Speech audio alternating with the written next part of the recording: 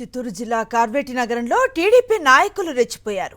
AR constable Yugandhar పై TDP నాయకులు దాడికి తెగబడ్డారు. AR constable ను చంపేందుకు టీడీపీ నాయకులు ఆదాము, ప్రవీణ్, భాగ్యరాజ్ ప్రయత్నించారు. అక్రమ దందాలను ప్రశ్నించినందుకు అతడిపై దాడికి తెగబడ్డారు టీడీపీ నాయకులు. ఏఆర్ కానిస్టేబుల్ యుగంధర్ తన భార్యను కృష్ణ సముద్రంలో దించి వస్తూ ఉండగా అటాక్ చేశారు. అమపల్లి క్రాస్ వద్ద కాపు కాసి దాడి చేయడంతో కానిస్టేబుల్ యుగంధర్ కోమాలోకి వెళ్లారు.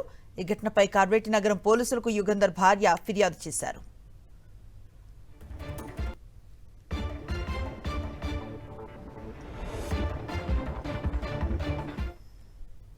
ఉందని నేను వచ్చి నిలేశాను. ఒక ప్రభుత్వ ఎంప్లాయీగా రే ఇక చెప్పేది రయ్యా, నువ్వు ఎత్తబ్బా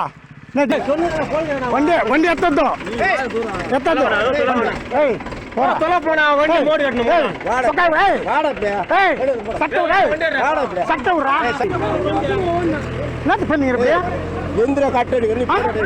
ఉందలాడా కట్ట ఉందిరా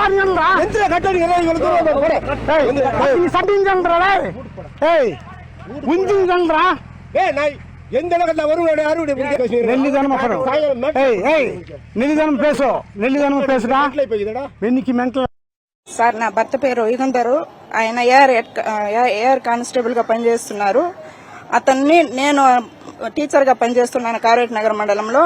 ఈ రోజు కృష్ణ సముద్రం గ్రామానికి నన్ను పాఠశాలకు తీసుకుని వెళ్తుండగా వాళ్ళు కొంతమంది ఆదాము అంటే అలియాస్ సుందరరాజను వాళ్ళు కొంతమంది సిబ్బందితో గ్యాంగ్ తో అక్కడ వెయిట్ చేస్తా ఉన్నారు.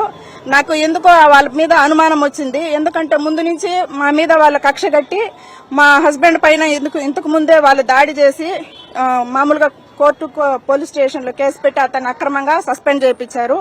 తర్వాత ఈ రోజు ఎందుకో ఇంతమంది ఇక్కడ వెయిట్ చేస్తున్నారని అనుమానం వచ్చింది. కానీ ఇంకా ఈ పట్టపగలే ఈ ప్రజాస్వామ్యంలో మనకి ఇంత ఇది దౌర్జన్యం చేస్తారా అనే నేపథ్యంతో మేము వెళ్లిపోయాము. అక్కడికి నేను స్కూల్కి వెళ్లిపోయినా నా రిటర్న్ లో తిరిగి వస్తూ ఉండగా వాళ్ళు కలిసి అందరూ ఆయన మీద దాడి చేసి అతన్ని చంపేందుకు హత్యాయత్నం చేశారు. ఒక పోలీస్ కానిస్టేబుల్ అయ్యుండి అతనికే ఈ రాజ్యాంగంలో మామూలుగా ఈ సమాజంలో రక్షణ లేకపోతే ఒకవేళ నేను ఒకటే వెళ్ళుంటే నా పరిస్థితి ఏమై ఉంటుంది? ఒకవేళ నా మీద దౌర్జన్యం చేస్తుంటే నాకు ఉన్నది ఒక పాప. ఆ పాపకి ఎవరు దిక్కులేని వాళ్ళు అయిపోయింటాము. ఒక కానిస్టేబుల్ కి ఈ పరిస్థితి వస్తే సామాన్య ప్రజలు ఎలా బతకగలుగుతారు?